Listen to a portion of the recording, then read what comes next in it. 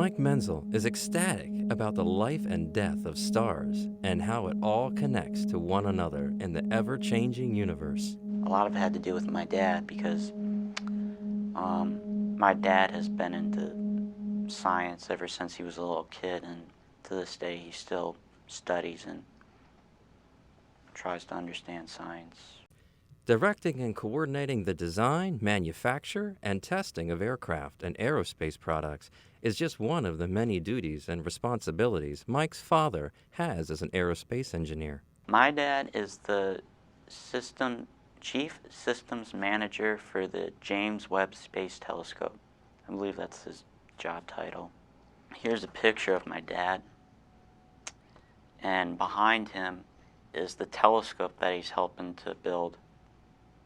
Aerospace engineering is the primary branch of engineering concerned with the science, technology, testing, research, design, development, and construction of aircraft and spacecraft. Growing up, I used to collect Legos and build them, and I enjoyed doing it. And um, my dad told me that aerospace engineering kind of combines the two almost a little bit. At 22 years old, he can still point out every star in the Orion constellation. I went into the planetarium for the first time, and being in there, I was like, wow, this is incredible. This is awesome. I like this stuff. I like learning about space. I like science, and I wanted to continue to understand it. Mike's passion for space and science influenced his ever-growing infatuation with science fiction films. I loved watching them, and as I got older, I used to begin to study them, the different things to consider about films, like the lighting, the editing processes, the acting, the camera shots, stuff like that. At the age of 9, Mike was diagnosed with acute lymphoblastic leukemia, a type of cancer that affects the blood and bone marrow. I had to either stay in the hospital or stay at home to keep myself occupied. I used to practice using PowerPoint, and I created little slideshows for myself, basically of just different cartoons. Like some of them were like space cartoons. A lot of them were sci-fi. Like another one was a Jurassic Park kind of theme with a bunch of dinosaurs chasing after people.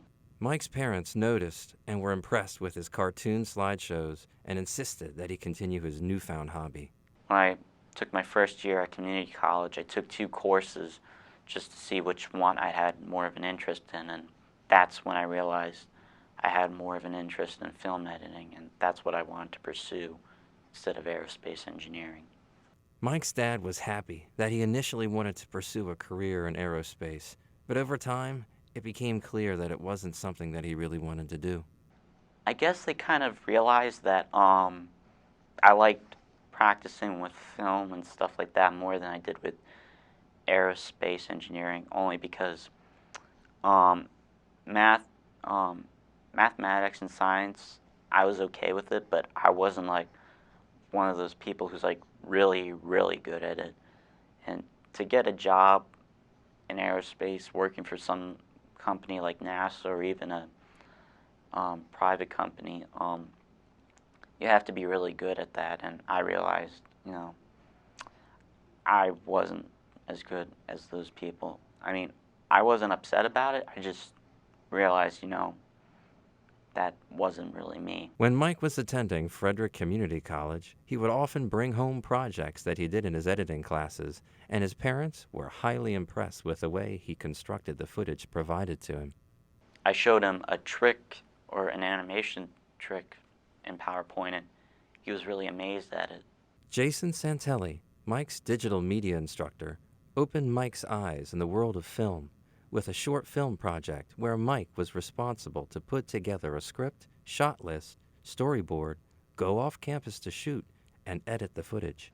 I actually would be interested in working with the camera setup and filming the camera, because part of editing is that you need the right shots and the right frames to edit with, and often the editor has a role a little bit in getting those shots. Mike Menzel is not just your average dreamer. He has a strategic plan to reach success in the video editing world. First, I'll probably have to start out getting a small-time job working for maybe a small film company or something, maybe a newscast crew or something small.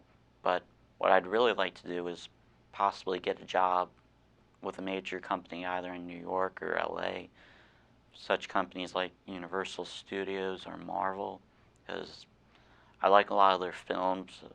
Marvel I see as a rising company that's doing really well and coming into its own.